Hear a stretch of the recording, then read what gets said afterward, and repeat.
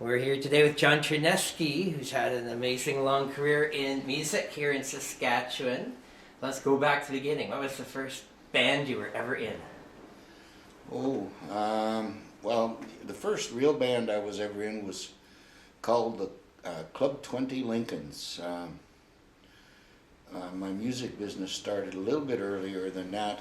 I was from a fairly musical family, but I belonged to a teen club in the late 50s, and we had a dance, and a band showed up to play for our dance, and some of my friends got me to sing at that teen club dance, and the result of which was the members of that band subsequently hired me to sing with them. The personnel changed a little bit, but the lead guitar and myself, and anyway, we formed a band called the Club 20 Lincolns, and we played at Teens on TV and all over northern part of Saskatchewan, especially northwest up towards North Battleford. We got into a real good format in the North Battleford area. A guy named Eldon Elliott from CJNWW, who was a sportscaster there, for whatever reason took a liking to our band, and he organized a radio show from the dance hall at Meoda on Jackfish Lake at the time, and had a radio show every Saturday night for a half an hour before we started to play the dance. And I'm not sure how good we sounded on the, it was a mic hung above the stage and one in front of the singer. That was the whole radio show. But we played to really sell out crowds all the time. And that lasted for 2 or 3 years.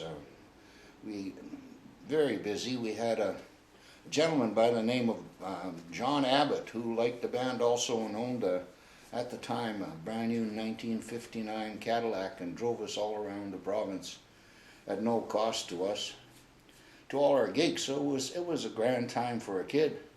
Spend the summers playing at the lake and get driven around. Was everybody in the band teenagers? Yep, at that time we were all pretty young. We were 16, 17, 18. In fact, once we started playing regularly at the lake, we could afford to buy decent new equipment. Just as a side, our first bass guitar system was 2 banks of 8-inch speakers strapped against a mattress against the back wall to form a cabinet. So when we got a new Fender Bassman amp, that was pretty fantastic. And anyway, that lasted for quite a while. I think till into the 60s, and for various personal reasons of everybody, some of the people left. And that's when I formed a band called The Shadows. That was with, particularly with a guy named, his first name escapes me. Lawrence Hudnick, pardon me, I should remember that easy.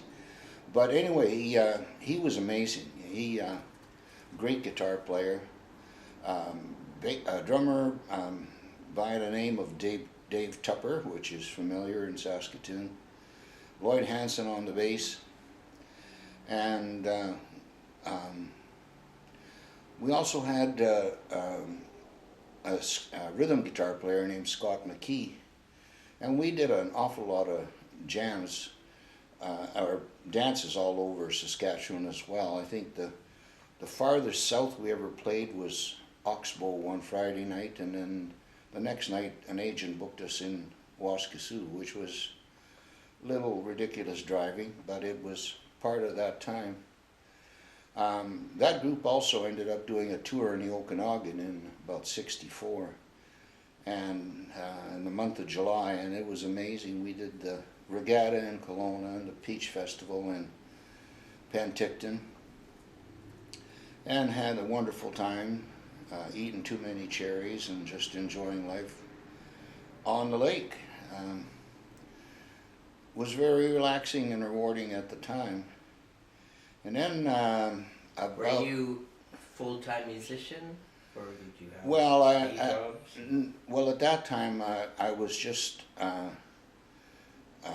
getting through teachers college besides playing.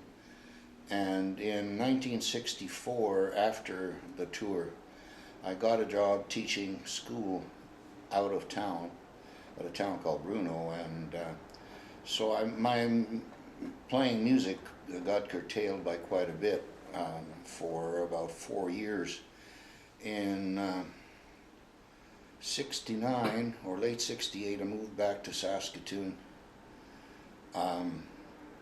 and I went back to university, and that's when I ran into an old friend by the name of Jack Schwan, who, by the way, was also in that very first band that was at the teen club I mentioned earlier. But I ran into him again, and he wasn't playing with anybody regularly, and he brought up the subject of us maybe starting a band. The nightclub scene was really just starting to blossom in Saskatoon. And so we got together and talked about it, and he had played with a group called Barry Ennis and the Keymen that weren't playing at the time, and he suggested that we use Ray Shinkrook from that band and him, and he also knew of a drummer named Dave Ward. So we got together, talked about it, and did a few basement playing things, and it seemed to be working. So we decided to form a band, and we picked a name by throwing names in a sugar bowl. And somebody picked the name Society of Four. Where that came from, Dave Ward worked as a travel agent, and he'd been to Hawaii, saw a band called Society of Seven, liked them, and anyway, he happened to throw that name in the bowl, and that was the one that got picked, and that's what we stuck with. Most of the time a Society of Four was 5 people rather than 4, but it started as 4. Yeah. And we went through an awful lot of people over the years for different reasons. People came and went. But I've been pretty much blessed all my life. I've had the opportunity to play with extremely gifted musicians, and that's been a blessing for me. Over the years, I'm going to just refer to my notes. Some of the people that were in Society of Four, as I said, me, Jack Schwan, Ray Shinkrook, Dave Ward, Dick Kruger on the steel guitar, who ended up at one time playing for Ian Tyson. Jim McCrory, a TV announcer at QC, was Dave had to leave a short while after playing with us because of his job, and Jim McCrory came on with us. And we had a lot of success in the early part of Society of Four. We did a lot of university gigs, a lot of Centennial Auditorium stuff. The winter festival things at the exhibition, the opening of the 1971 Canada Games where the Prime Minister was at. We eventually did open, we're the first band in the Top of the Inn because we were playing a lot downstairs. And over the years, people came and went, and I'm just going to refer to some of them. Doug Hergott, Steve Werbecki, Bob Nutter, Dave Tupper was later, Bob Silversides, Howie Elmer, Rick Stack, and I'll probably forget somebody, but all of those people were extremely talented and were wonderful to work with. But about, I think, 1975 into 76, between working full-time, in 69 when I came back to Saskatoon, rather than go back teaching, I ended up getting a job with social services in Saskatoon. So I was working full-time and playing full-time, and back then it went from 3 nights a week to 6 nights a week. And we were fortunate enough to play as much as we wanted, pretty much. So it was kind of grueling for those of us that worked full-time and played full-time. And some of the jobs were particularly grueling. If you were playing in a place like Prince Albert or Regina, you drove back and forth every night. And so it got tiring and so on. So by 76, I kind of had enough. I was just, I think, emotionally tired. And so I left playing altogether for a few years. And then had a short stint in the 80s with a couple of cousins. We used the name society for Roman Kolenko and Ron Kolenko and Dwayne Diaki. Doug,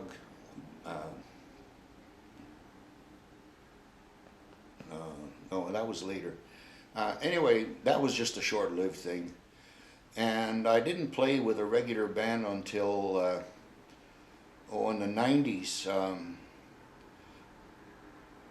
Me and a couple of longtime friends, Lenny Dumont, who's a well-known guitar player in Saskatoon, and a bass player who's passed on, George Jansen. We decided to form a band, and our drummer then was Ron Duchek. He's still a familiar musician in Saskatoon now. And again, we sort of picked a name out of a bowl, and then we stuck with the name of Driftwood. And that's what I still use to this day. And I'm just going to refer to some of the people that have played with Driftwood so I don't forget anybody again. Started out with Lenny Dumont, George Jensen, Ron Duchek. Then Ron left, and a fellow named from Oshawa named Ron Baldwin played with us. Very talented man. But I've also played in Driftwood with people like Mike Schaefer, Marcel Bissett, Mike Mapes, Todd Gursky, Randy Horillieu, Lawrence Delorier, and in fact those last four guys are who I use in the band right now. And my musical life in Saskatchewan has been a blessing because it was very tiring at times, but I got to meet a lot of people, do a lot of great interesting things, some touring. I forgot to mention a whole episode in Society of Four that was really a lot of fun and amazing. When the Allen sisters from the Tommy Hunter Show decided to come touring out in Western Canada, they chose to use us as a backup band. And we played quite a few jobs with them at the top of the Inn. And we did some touring into Klondike Days in Edmonton, and again into Kelowna and Penticton. And Jackie's passed on now, but Coralie's living in Ontario. But they've been what I regard as lifelong friends. My mom, who's passed on, was particularly fond of the girls, and they were amazing people to work for. And then there was a lady by the name of Fran Marie who departed from the Lady and the Gentleman that played at the Cavalier. She also used us as a backup band.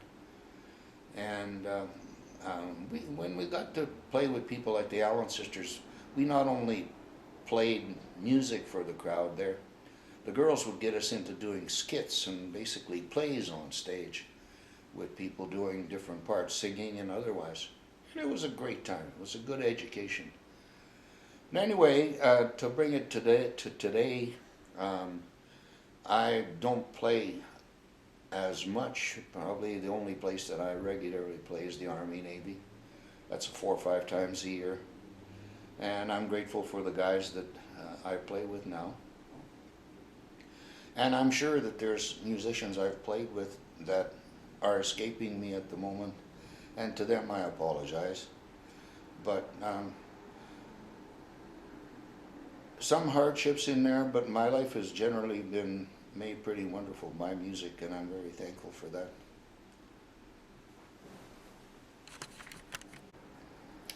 So it's remarkable. Would you say that you had 3 really successful bands all in a row?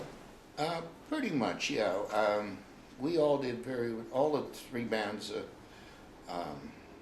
Shadows, Club 20 Lincolns, and Driftwood, has certainly had a pretty long, enjoyable time.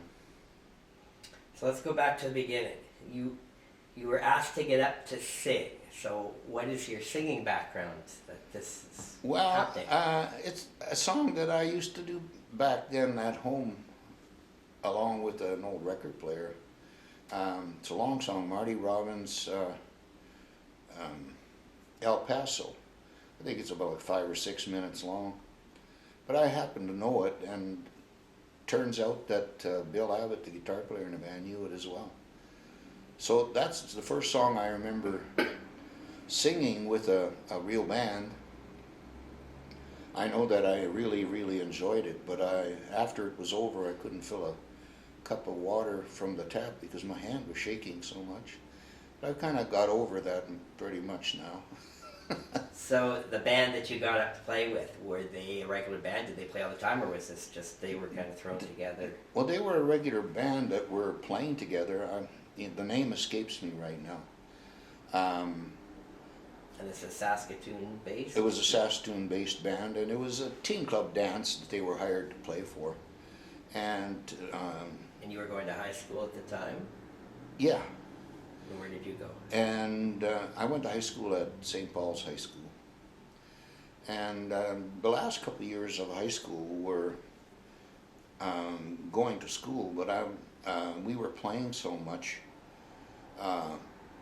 everywhere in the province that my mom, bless her heart, would have clean clothes ready for me on Friday, and guys would stop by with the car, and we'd go play somewhere and get back home at wee hours of the morning, and then sleep probably a good part of Saturday, and back the same thing on Saturday to go play somewhere else. There was no place in Saskatoon other than the old Legion Club on 19th Street, which had amazing entertainment come in there. Back then there was a band called the Fireballs, and of course the Ventures, which people all know from Hawaii Five-0 music. Those guys, Bill Black's Combo, who were Elvis's band, those bands all played at the Legion. I could go on and on about different entertainers that showed up there, but it was an amazing place. Anyway, And you, the Club 20 Lincolns were on the bill playing the same gig as the Fireballs at the Legion, and that was May 1961. yeah, the side story from that was, for us to do that job, we had to be in the musicians union.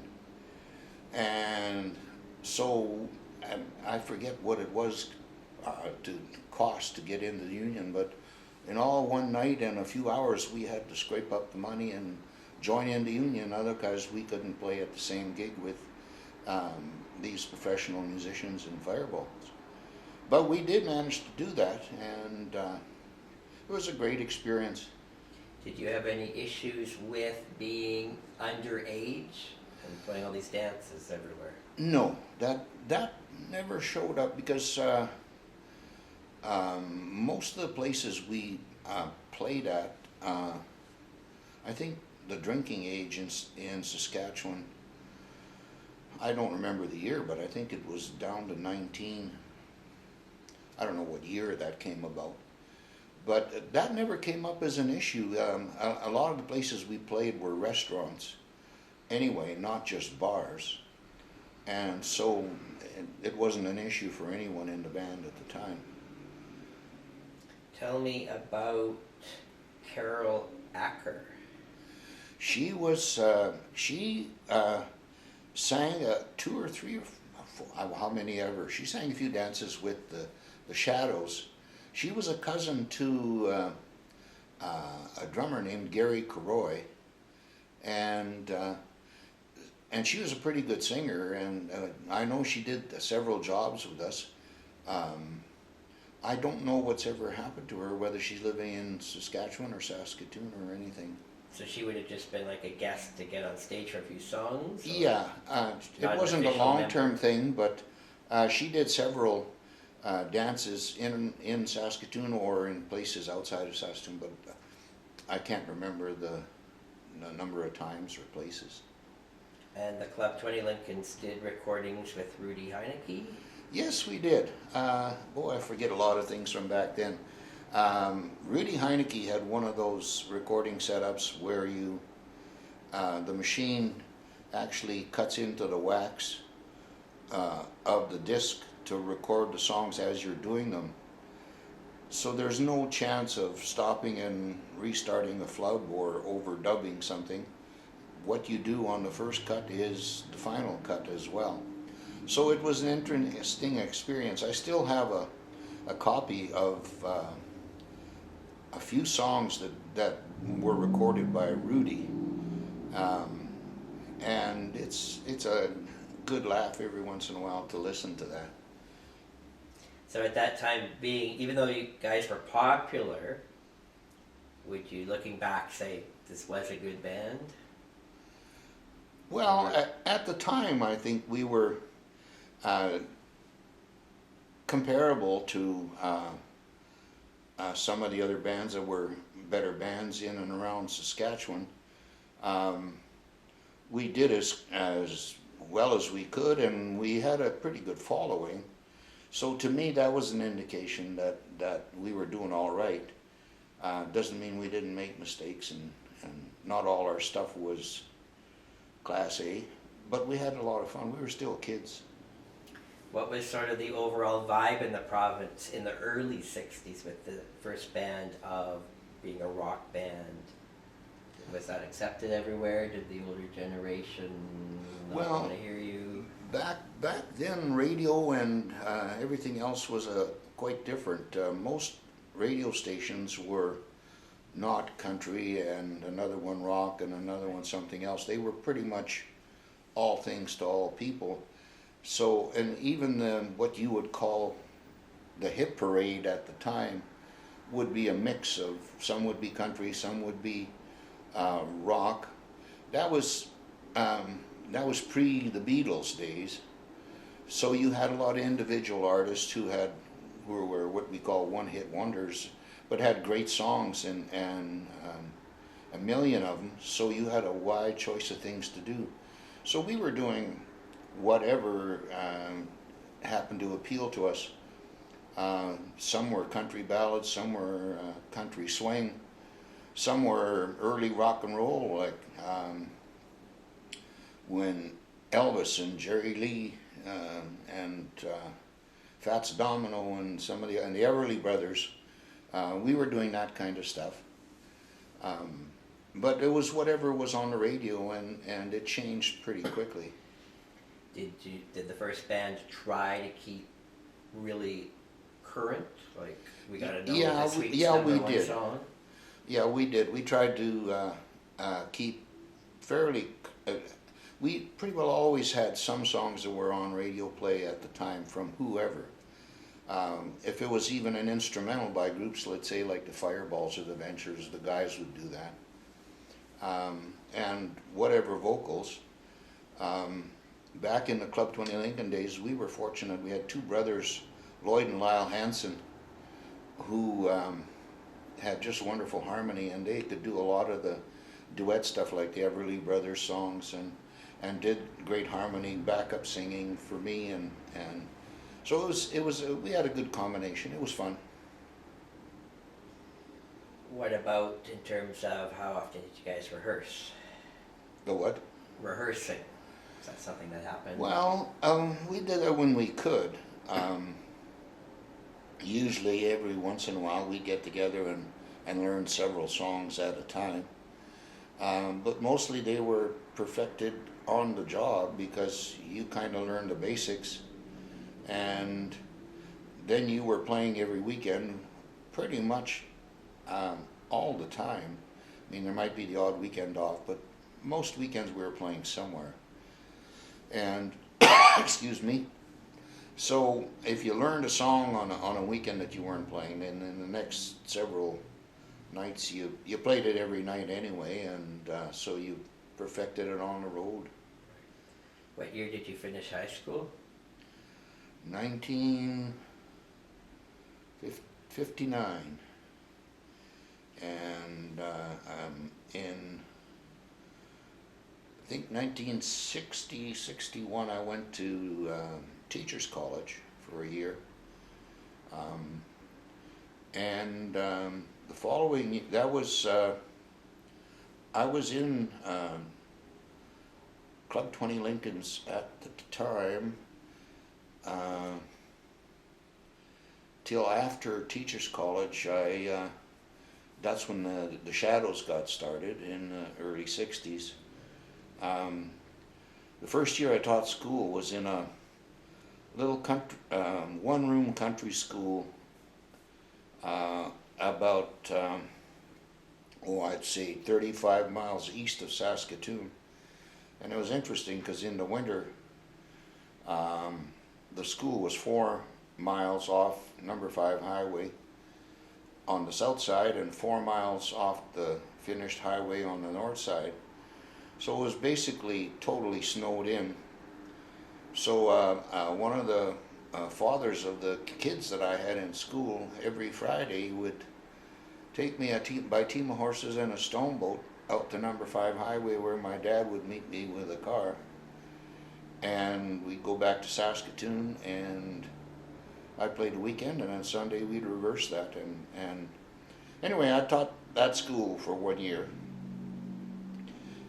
Came back to Saskatoon, and I think, as I said earlier, I was going to university at the time and playing with the Shadows. And in '64 was the time that we did the Kelowna tour. Let's talk about some of the clubs that you played most frequently in the early 60s that I've never been around to see. One of them is the Red Mill. Oh, that was the Red Mill. I don't remember that as a club in Saskatoon. There was a Red Barn. Yeah, so it was out on Red Lion? number 5. You talking about the Red Lion? No, the Red Mill. It was one of these out of town dance halls. Yeah, that was out just where the present day Manhattan is, just a little further out there. It was basically the attic of an old barn that they cleaned up and turned into a dance hall. It was they had dances out there every weekend, and we every once in a while played out there. Us and bands like the Thunderbirds. People? Sorry? Did it cater to younger people? Because Well, it seemed to have a lot of rock bands. Not the. It was kind of. I'd say the 18 to 35 crowd. It was a mixture of things. You had again the same kind of mix, which every band was playing at the time, country and rock and whatever was on the radio at the time. The Red Mill. I can't remember how many times we played there, but it was a fairly popular place. Speaking of clubs, though, in the late '60s, early '70s, Saskatoon turned into an amazing phenomenon. At the time we started playing, we auditioned for the Cavalier Hotel and the King George Hotel, owned by the same people. But there was only 2 or 3, maybe 4 or whatever places in Saskatoon that had live entertainment. Cavalier, the Bessborough, a couple others, I'm not sure.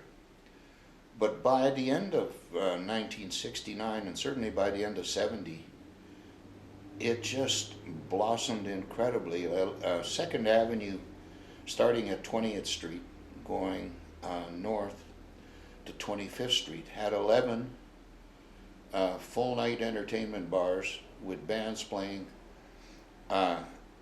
certainly every night or every weekend. And at that time, they pretty much seemed to be all full. It was a great training ground for an awful lot of musicians in Saskatoon because you could play an awful lot. And the clubs varied. You had everything from more ballady, though rock songs at places like the Cavalier. That was not the top of the inn yet, by the way.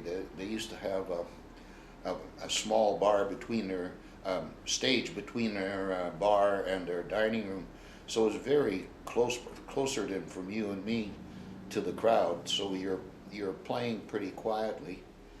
Um, but it was amazing. I don't know what year the Top of the Inn opened up, but it was a big room with a wonderful stage, one of the disco dance floors, you know, with the lights all flashing and the curtain opening and stuff.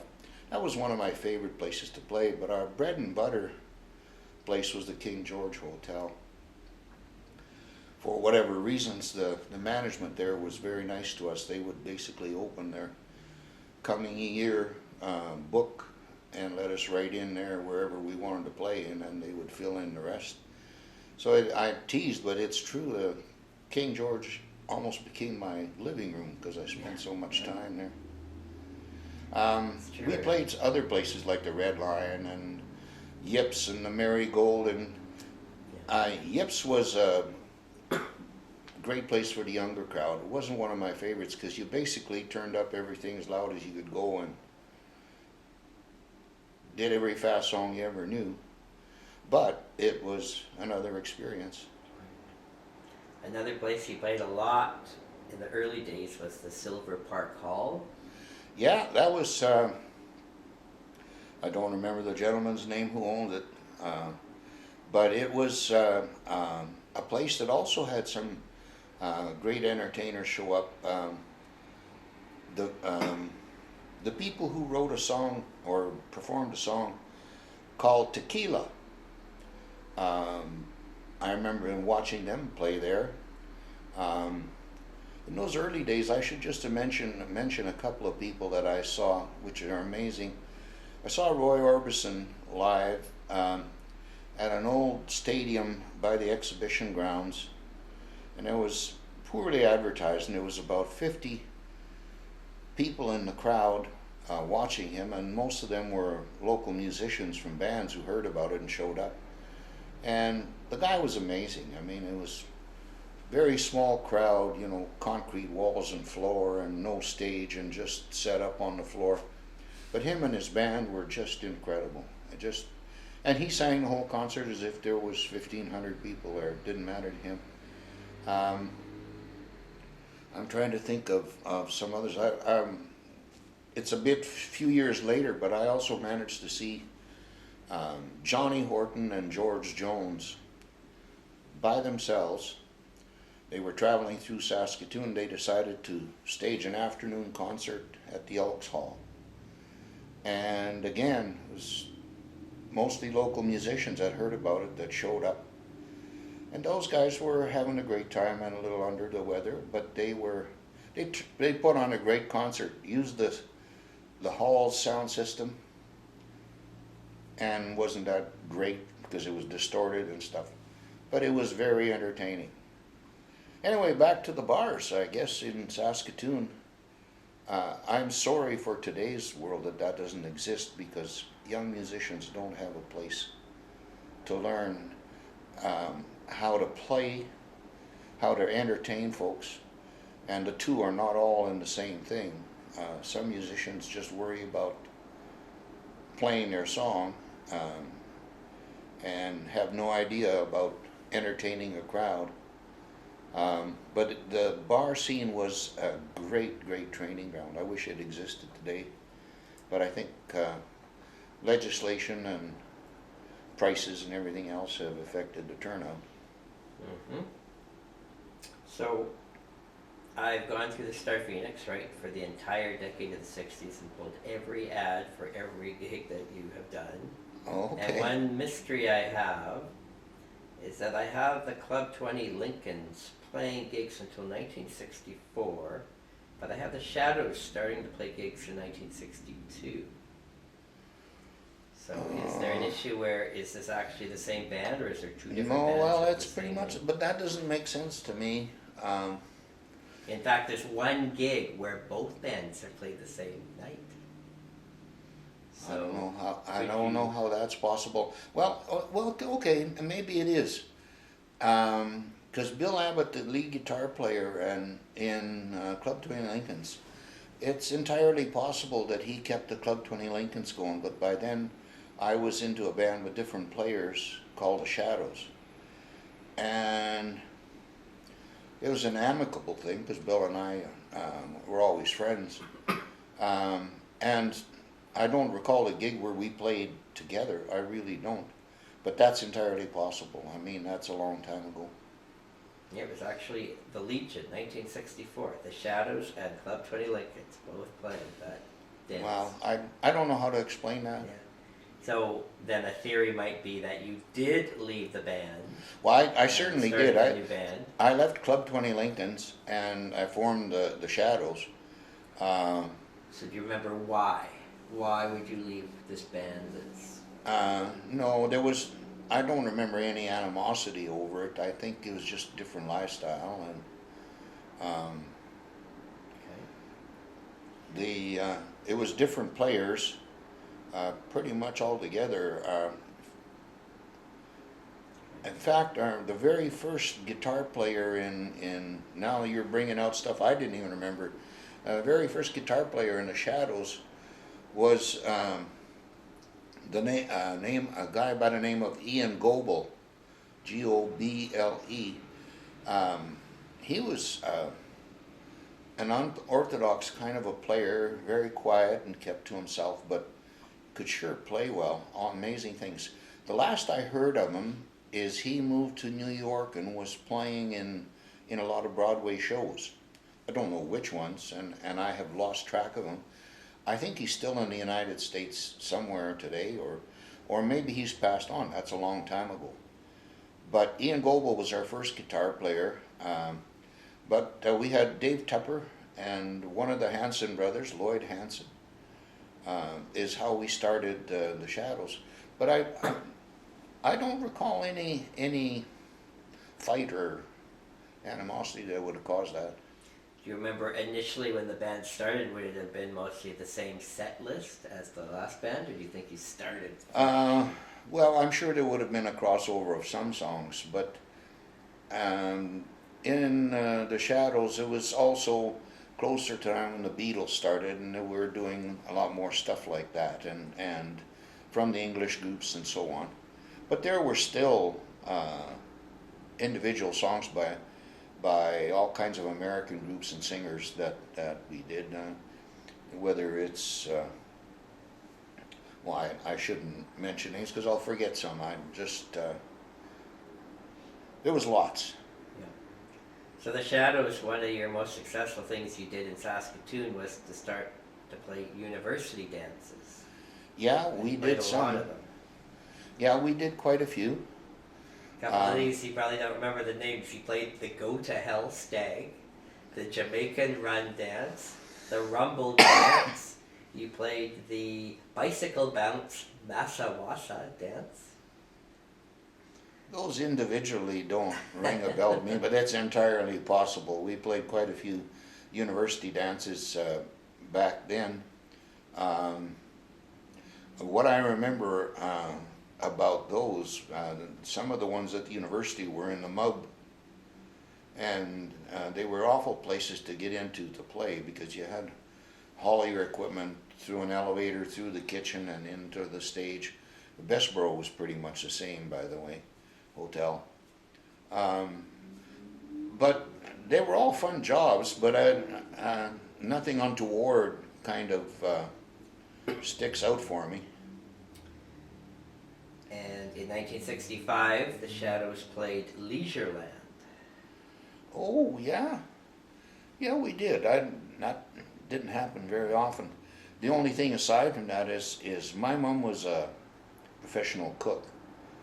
And it turns out she was cooking at Leisureland, but had been for several years at the time. Back then, there was no connection with her cooking there and us playing. Well, we got hired by somebody to play there, but that was not a frequent thing. I don't know how many dances we played out there. Probably not too many. Do you remember playing at the Ponderosa A Go-Go? No. No. Okay. That I apologize. Where was that? I think. Is that a ranch outside of town? I think it's actually one of the main halls. That it's just that they called it that for a while. They were cashing in on a catchy name, but after a while they changed the name. And That one doesn't ring a bell for me at all. There's And too it- many. And you also played the Capitol Theatre for the Shriners concert in 1966. Yeah, we did do that. I remember that. We played several things for the Shriners. All of them I can't remember. We also played dances for the, forget the group, where all the salesmen belonged to an association. Traveling salesmen. Anyway, we used to do their New Year's things, and the food was incredible. That's what I remember there. But those individual dances, I'm sorry, it just doesn't ring a bell for me. And do you remember playing St. Mary's Hall? Yes. St. Mary's actually was my elementary school. When we moved into Saskatoon, we lived in Riversdale on Avenue J South, and St. Mary's at the time was the closest school, Roman Catholic school, and that's where I went to grades 5 to 8, I think. But playing in the school in later years, I don't remember the particular dance, but it probably was not in the school per se. There was a hall right on 20th Street, well, where St. Mary's Church is now. On 20th Street, there's a hall there, and we probably played for a dance or 2 or 3, whatever there. Okay. Tell me, let's jump up to Society of 4. Mm-hmm. Do you feel that Society of 4 was the most successful band you were ever in? Yeah, I think so. We had some, well, I had the pleasure of going through some amazing players. Every one of them was, I think, exceptional. Right from the start, we were not out to do great things. Like, we weren't writing our own stuff. We were basically there to have fun and play covers and make people enjoy themselves. We had no pretensions of becoming big in the business. Most of us were working full time. But it was a wonderful time from the sense of at that time the players, like Ray Shinkrook for a guitar player, wasn't Jack Flash, but he was amazing at doing the right stuff on a guitar to sing a song. But there was others that were amazing guitar players, like Doug Hergott. Fantastic. Different drummers from our initial one, Dave Ward and Jim McCrory, to Bob Nutter. Dave Tupper, of course, who was incredible, had an amazing musical history himself. The keyboard players that we had, Steve Werbecki, along with Doug Hergott, they went on to form a band called Legend, and Steve is still playing, I think, out of Vancouver now. Doug lives in Saskatoon, but he's out of the music business. One of the most successful versions, I'll put it that way, of Society of 4, we had a local promoter decided to put us on a LP with Society of 4 on one side and Humphrey and the Dump Trucks on the other side. And oh no, pardon me, that was just us and Legend on the other side. I'm confusing that with another recording we did with Humphrey and the Dump Trucks on one side and Society of 4 on the other. That was at CBC Studios in Regina. But that was not a money maker for us, in a sense that it was not our, I mean, they recorded us, but we didn't pay for it, and whatever proceeds came from the sale of those records went to the promoter, and that was fine with us. It was a good promotion for us. I don't know how successful the records were. I know there was some small town grocery stores giving you one for free if you bought $25 worth of groceries. But any idea how many they had printed?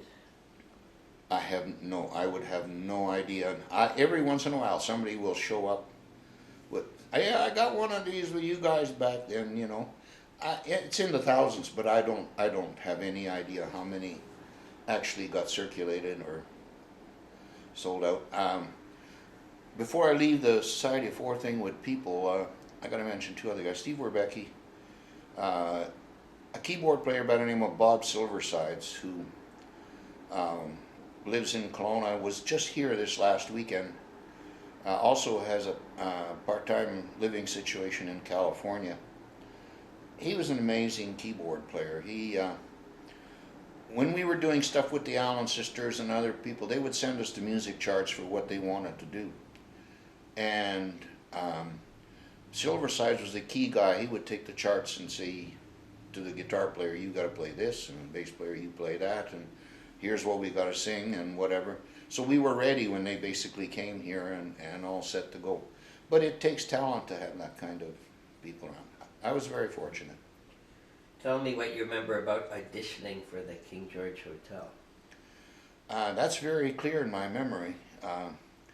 They asked us to come to the Cavalier Hotel because it was owned by the same people. And I remember we set up our little sound system on the floor in one of their banquet rooms.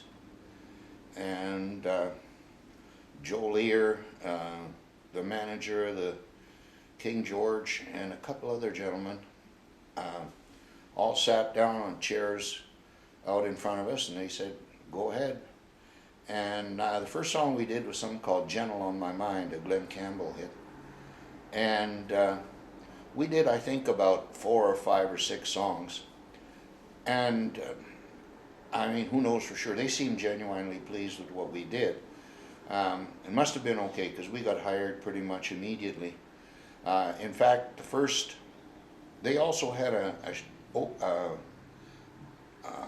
restaurant bar in North Battleford that they owned, and they sent us there for our first job for a weekend. But our first job in Saskatoon was supposed to be at the King George. We had a booking. But I remember I got a phone call at work one day from Joe Lear and saying, this was Tuesday morning, and apparently they had hired a band from California at their Tent and Tavern bar downstairs. Wasn't there, but anyway, he said whoever, the band and the girl singer, got inebriated so bad on Monday night that she fell off her stool, and the band was just a loss, and so they canned them right there. And so they asked us if we could play Tuesday night. Well, of course, to us it was a dream. So yeah, we did. We got together with all the guys, and our actual first job in Saskatoon Society of Four turned out to be the Cavalier Hotel. But it was a fill-in job. And then most of our work, like I said earlier, was the Imperial Room at the King George. Just one other mention of the Cavalier while I think of it. In the summers, they used to have something called Silver Dollar Saloon. And we played, if not all, we played most of those by a long shot. And usually with another band from out of town, somewhere. They started the first one with us in the Tent and Tavern and a band from Las Vegas. They had a instrumental hit record. The name escapes me right now. But anyway, we played Monday night in the Tent and Tavern, and they played in the big Silver Dollar Saloon. And whatever the management decided, that wasn't going to work. We had lots of people in our, I don't know what was going on in the other one. By Tuesday, they moved us both into the big room, and we took turns. We would do like about a 40-minute set each and alternate. And all the Silver Dollar Saloons were like that. We had amazing times. They used to have round lights above the tables with like a circular wagon wheel. I remember people dancing on the tables and looking up at those and thinking, should I swing on it or not? But it was some good times there.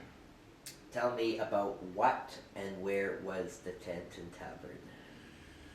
Tavern? Well, I think there's just a small piano bar or whatever there now, or maybe it's gone. I haven't been to that part of the Cavalier for a while. When you walked in the doors of the Sheraton Cavalier, just off to the right and down a little hallway on the right side was their dining room, and there was a little space in between, like a walkway, and on the left was their tent and tavern bar, which people went for after dinner drinks and evening whatever. And they decided to do their live entertainment in that space, and probably not much wider than the couch you're sitting on. I know that the three of us, me and the two guitar players, would sit on little bar stools facing one way, and the drummer would sit facing us on the opposite side because there wasn't room.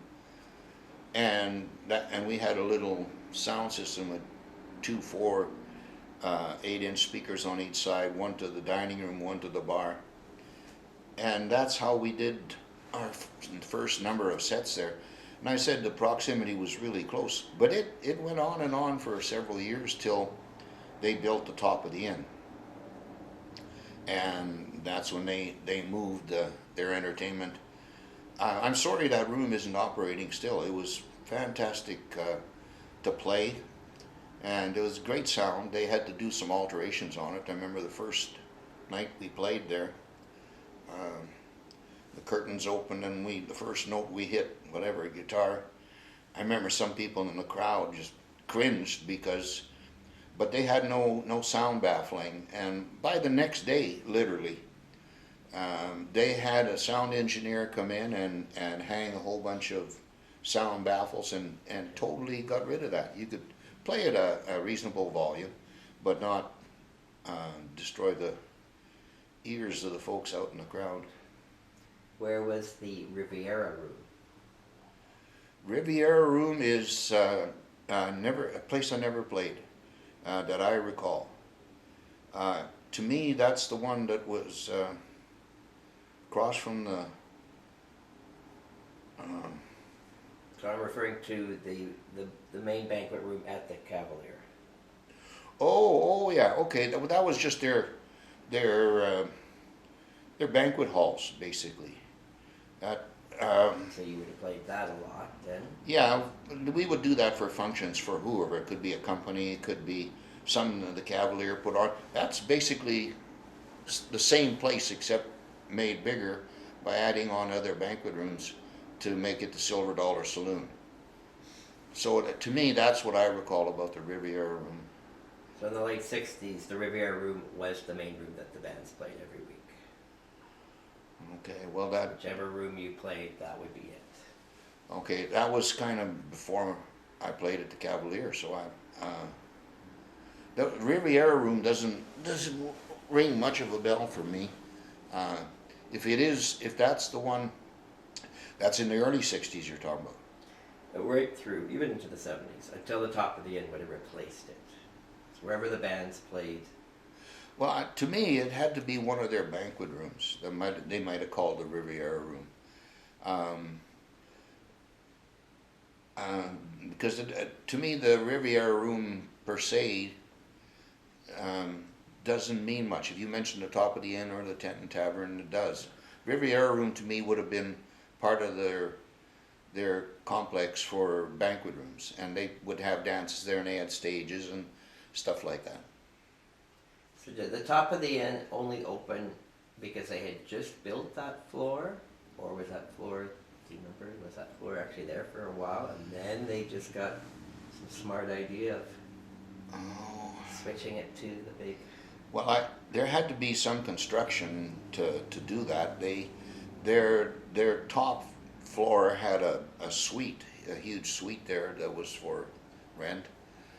But the construction of the room had to be an add-on construction because both sides were open glass, one to the river and the other one to the city. And I wasn't part of the decision making there by any means, but it had to be afterthought construction rather than part of the original plan. At least that's what it seems to me. Tell me about when the nightclub scene is at its ultimate peak, and this is the greatest thing in the world. What is a night like? What's the audience like?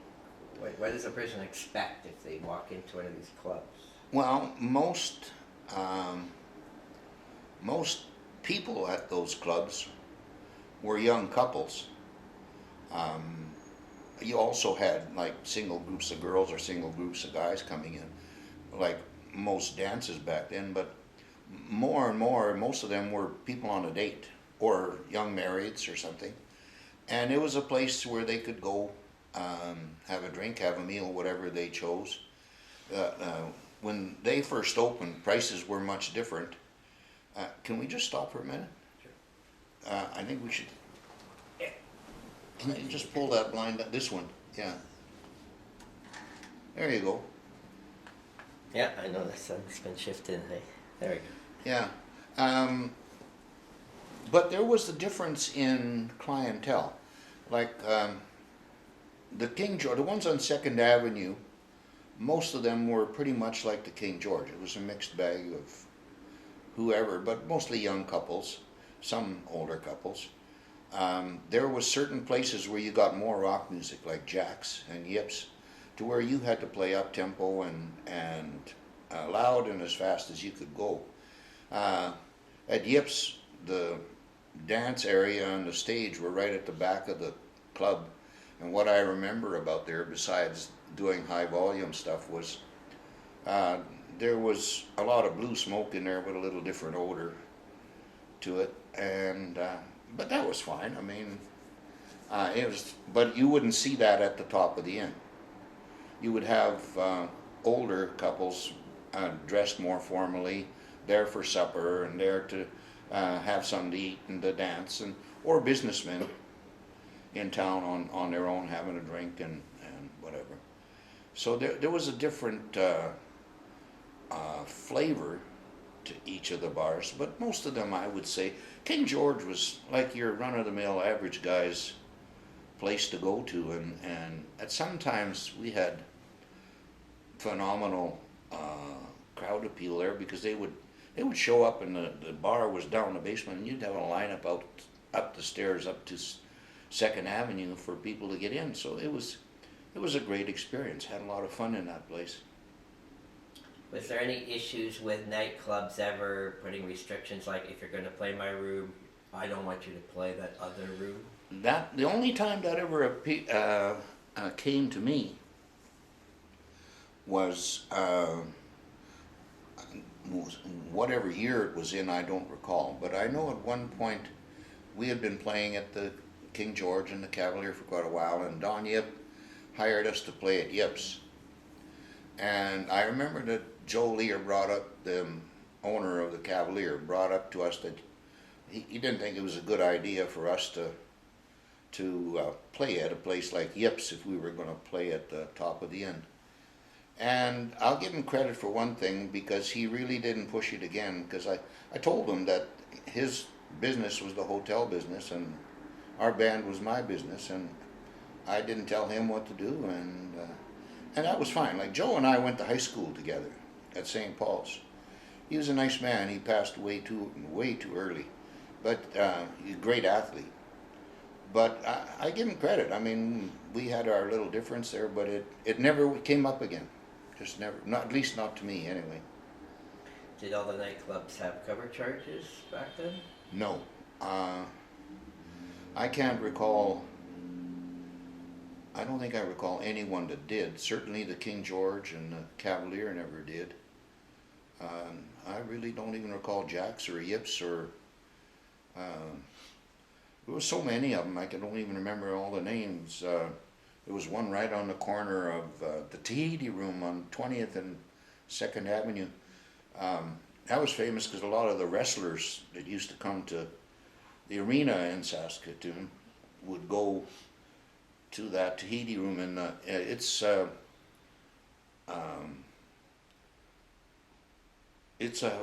place for folks to live.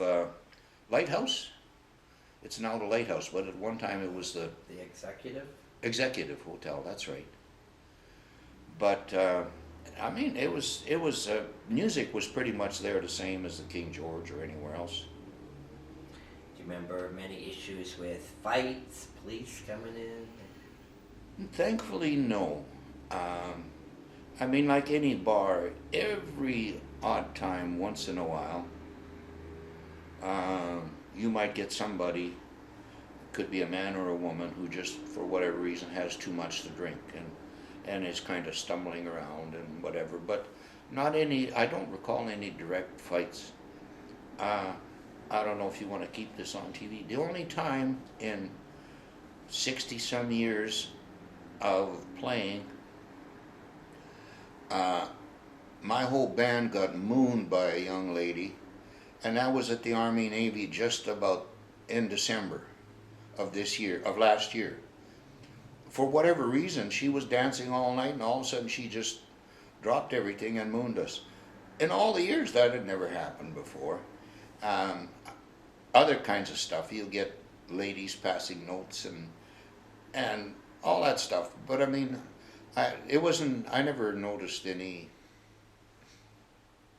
What was a typical night like in terms of how long did you play? What were the hours? Did you sets, breaks? Usually 4 sets a night. You'd start at 9, and you were done 1:30, somewhere in there. The odd place you would have to play till 2, if there was people there till 2, because a lot of this was work nights. So I mean, sometimes you had people there right till closing, but a lot of them by 1 o'clock in the morning. It was getting pretty thinned out. But on weekends, of course, you'd be going right till the end, at whatever, 1:30 or 2 o'clock, and you played till the last. Right. Do you remember when the clubs went to 6 nights a week? Was it really that busy at the start of the week? Well, Monday, Tuesday. Employ the musicians, or was it really actually they are making money? Well, we were playing an awful lot. I don't remember the exact year most of them went to 6 nights a week. It was shortly after Society of Four started, so I'm early 70s sometime. It was Thursday, Friday, and Saturday at first was kind of the regular stuff, and those were really quite busy. When they went to 6 nights a week, it would ebb and flow, because Monday, Tuesday, Wednesday would be much slower than the weekend, but there would still be quite a decent crowd or a number of people in the bar, obviously for them to financially stay open, and because they would have to pay us for those nights. But then they'd more than make up for the slow crowd by Thursday, Friday, Saturday, because the place would be, and I think most clubs were like that. In the early 70s, what would you say was the number one club? Well, for me, the nicest number one club was the Top of the Inn. But there was lots of nice places. I mean, the King George was a nice place. The Red Lion out on 22nd Street, I don't remember when they opened, but it was a nice club inside. It was well done. They hired pretty good entertainment there. Most of them were pretty nice in decor. Some of the ones on 2nd Avenue were really basic. They were just converted table restaurants that found a little place to pop in a band, and the rest remained the same, with the old 50s chairs and whatever. But places like the King George, with the Cavalier per se, they were, I guess there was more money involved in setting them up, but they were quite nice. There was some on 8th Street, but I never played any of those really. I think there was a place called the Embers, and I'm not sure all. Do you remember any places in Saskatoon that you did not like to play or go? Well, I'd say Yips comes to mind first. Not because it was, I got along fine with the owner and whatever. It's just, entertainment to me was not just playing some music, but having a come and go with the crowd and folks in the crowd, and basically entertaining folks. Yips didn't really do that. You didn't really talk much in the mic. You just basically, like I said, turned everything up to infinity, and away you went, and you did all the fast and screamy songs you could do. That's what the clientele wanted, and the dance floor was full, so the owner was happy. They were buying drinks. But yeah, most anywhere else was okay to play. The only one I didn't look forward to because of the reasons I told you was, I think, Yips. Jack's was same owner, and it was more rocky and stuff, but it was less of the kind of atmosphere that I described. Yeah. Okay. What about sickness, illness, missing gigs, or getting through a gig but wishing you weren't there? At times that got pretty tough. The best way for me to describe that was the one time I recall we were in the middle of doing a job at the Imperial Room at the King George, and I had an extreme cold. And the only way I could make any sound whatsoever from laryngitis and the cold, whatever, was to keep a fresh Japanese orange slice in my mouth and kind of squeeze it. And I sounded awful, but at least something would come out. The direct result of that, doing that for, I think, 2 nights before the weekend showed up, was I ended up with pretty extreme diarrhea because I was eating oranges literally by the dozen just to. That was a difficult time when illness hit anybody in the band. I mean, if you were, it didn't matter if you were a drummer or a guitar player or whatever, you felt often, but you still did your job. And if you couldn't, you hired somebody to do, you found somebody to fill in the night. I would never want to do 6 nights a week again. I mean, not at this stage. I wouldn't do that. But when you're younger and full of stuff and vinegar, you keep going. Do you feel at any time that Society 4 was the most popular band in the city? Oh, that's very presumptuous to say. I know that we got a lot of the premium jobs, but that doesn't mean necessarily that we were by any means the best band in the city. There was an awful lot of good musicians in Saskatoon. We got to do a lot of the university stuff like Ag Bag Drag and like I said, opening the Canada Winter Games. By the way, that was the biggest crowd I've ever stood up in front of, and it's a real jolt when you stand up in front of 8,000 to 10,000 people and for the first time, and you see all those faces. But we got a good reception, but to say we played a lot, we were very successful, and we had a lot of friends that came to watch us, but I could never say we were the best band because there were so many. Some of them are friends that I play with today, and they were just as good. They were in a different band, doing different stuff. One of them is your dad. I didn't know Bob very well because it was he was in different groups and so on, but he's an amazing musician, always has been. There's lots of people like that. Mm-hmm. What do you feel out of your 60 years in music? What was the single highlight? Oh, that would take some thinking.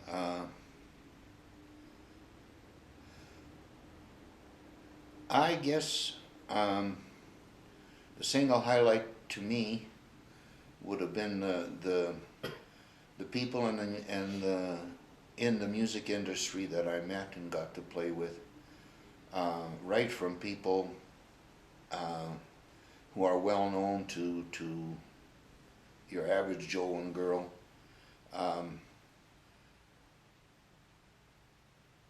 I don't know if I can pick any particular job because there's been so many that have been great time. Just the music business alone has been good to me. I'm not talking financially or something. In Saskatoon, you play in a band to become wealthy. You play because you like to play music. But it's always been a real treat for me. I think that's the highlight. Tell me quickly about speaking with Ned Powers.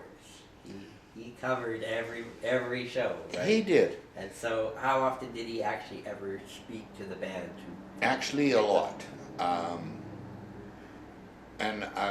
Ned Powers worked for the Star Phoenix, but quite often he would show up somewhere where we were playing. It could be the King George, it could be the Top of the Inn, it could be at Yips. He would show up and do a short 10-minute interview and whatever, and the next day or the weekend there would be an article in the paper about whatever. He was very nice to Society of Four. Over the years he made us sound really good. I'm not sure why, I've never discussed it with Ned, but every time I see Ned I say thank you for being very nice back then. He must have liked the band, I guess. Do you think he genuinely liked live entertainment? Or was it just, it was his job and he just did what he No, had to do? I think he genuinely liked, I think Ned was a person who liked entertainment that interacted with the crowd more so than he liked people who just stood there and did their thing. And that was part of the reason maybe why he liked us. There was other groups that he was good to as well, but most of them tended to be, I think, interactive groups. I don't know the man all that well to speak to what his likes and dislikes are. He certainly was very good to us over a period of time, and all I can say is thank you. Why do you think the nightclub boom of the early 70s happened?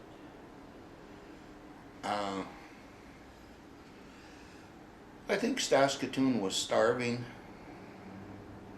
for entertainment. It was a market that was there, and when people realized it, the business owners realized it, they filled it in with spades. Because prior to that, you had the halls like the Legion Hall on 19th Street, which was rented by promoters or bands to play, and you had the old Silver whatever out on number 5 in the Red Barn, but there weren't places for a guy and a girl to go on a date and listen to a band or listen to music and have a bite to eat. So when the Cavalier, and I think the Bespro actually started it first, with live entertainment, and they were importing groups. The Cavalier was right on quick. Once they realized how successful those places were, because people went to them in pretty good numbers, then of course businessmen are very astute with that. Pretty soon they just opened the doors wide. Like I said, 11 groups on 2nd Avenue alone, and then plus whatever was on 22nd Street and on 8th Street and out Idlewild. So there was a lot of groups and a lot of places to play, but it was monetary. I mean, and because people wanted to hear that, they wanted a place to be able to do that, and the businessmen filled it in. I also think my own opinion is what has pretty much destroyed that. It still exists but in much smaller venue or size, is legislation in terms of drinking and driving. And I don't blame the legislation per se, because it's people drinking and driving. I'm just saying that's a fact of life. It became more risky. And the prices, of course, when we started playing, you could buy a drink or a beer for 80 cents and listen to entertainment, so it was very cheap. By the time I was done anyway, in the mid-70s, it had tripled probably. I don't remember the exact cost.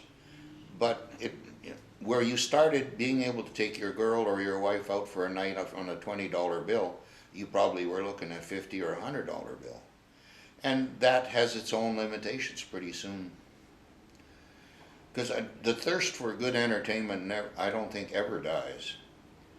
And you still see when you get a good entertainment group coming into Saskatoon, the people show up, even if it costs more.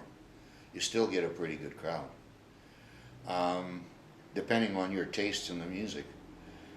But for a club owner, I could see where they were caught between two things: higher prices necessary, and the customers were just, when you were working on Monday night, you weren't going to go to the club and pay $50 or $100 to treat your girl. Okay, my final questions are to go back over the three bands and just talk about when were the three bands ever on TV or recorded? The first band, Club 20 Lincolns, we had the radio show every Saturday night from CJNB for a year. Yeah, 2 summers. So it was recorded live at a concert? That was recorded live at the Dance Hall in Meota. I'm trying to think of. We also Club 20 Lincolns were also on a show called Teens on TV in CFQC in Saskatoon. Used to have them Saturday mornings, and. So how would you have got on a show like that? Well, you just you basically just contacted. There was.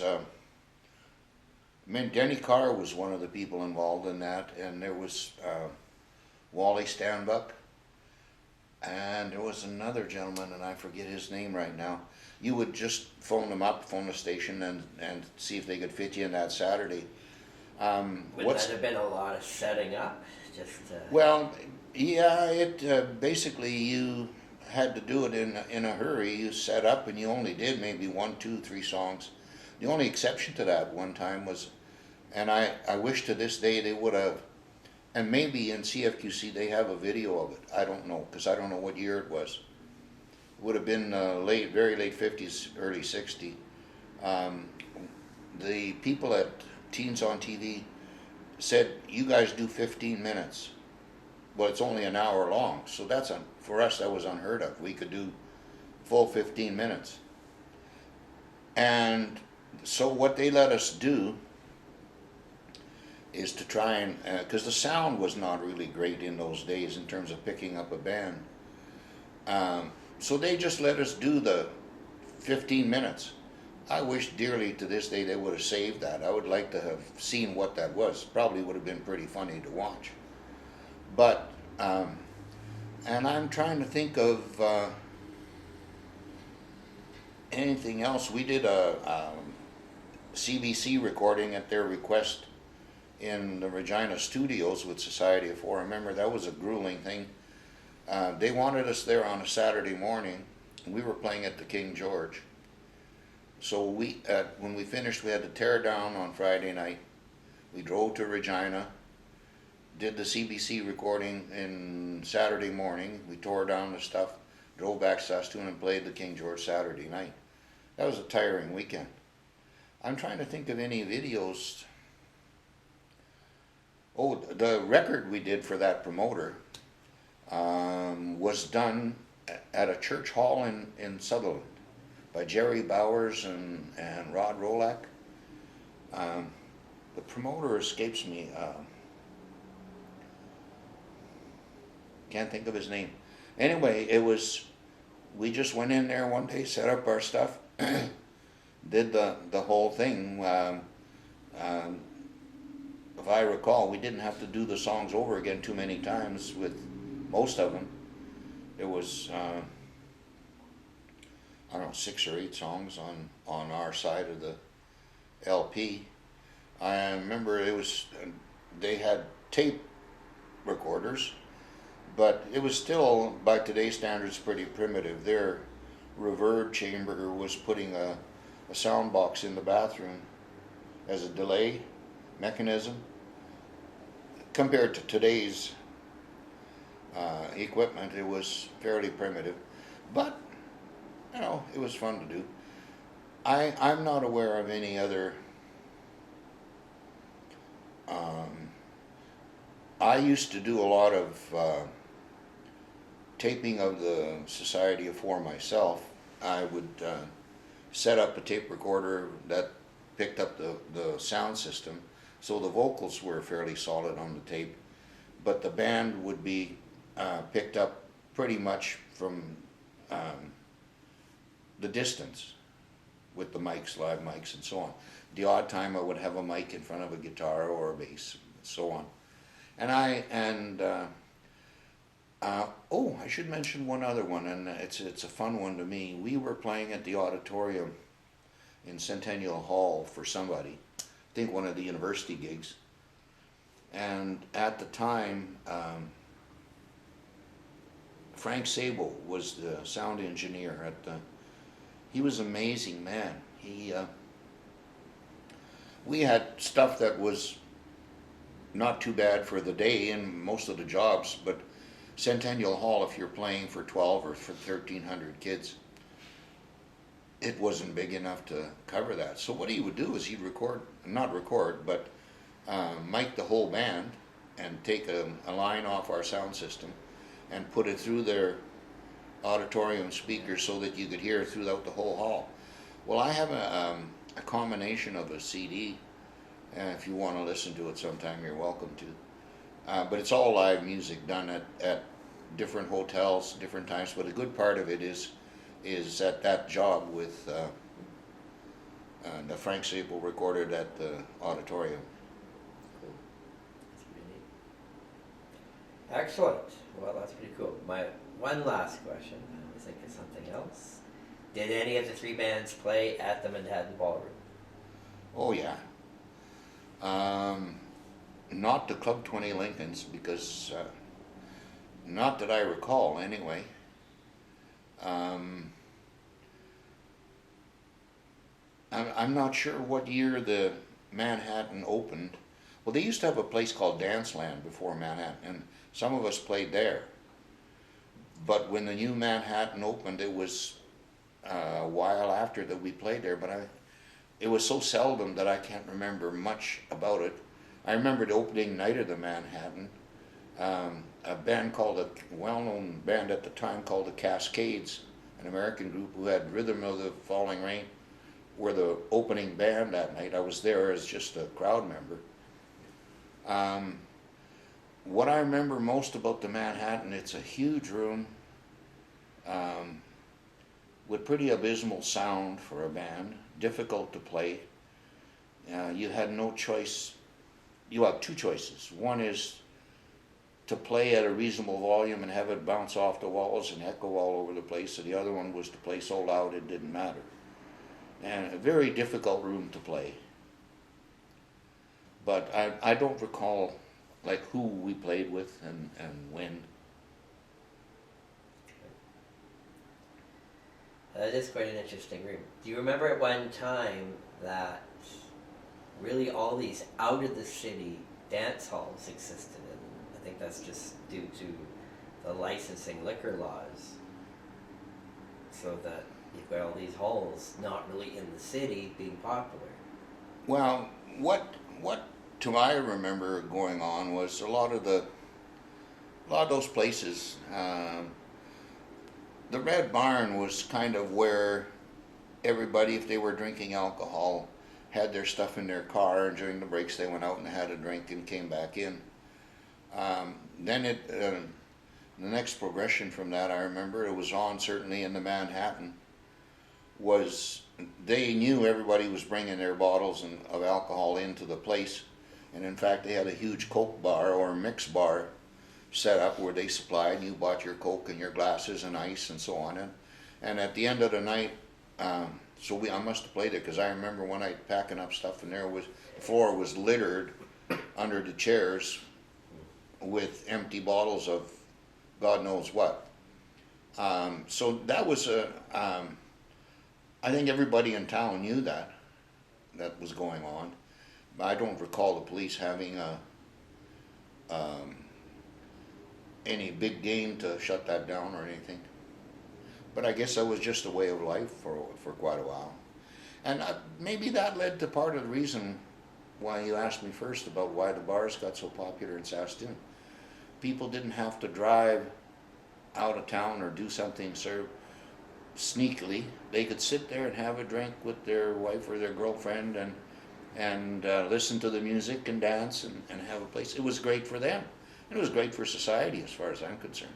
Certainly was great for young musicians and learning how to play. Excellent. Well, that's been fun. We've covered a lot of stuff. Thank you very much. I don't know how much is of any use to you. Oh, it's all interesting. It is. Thank you very much. You bet. Thank you.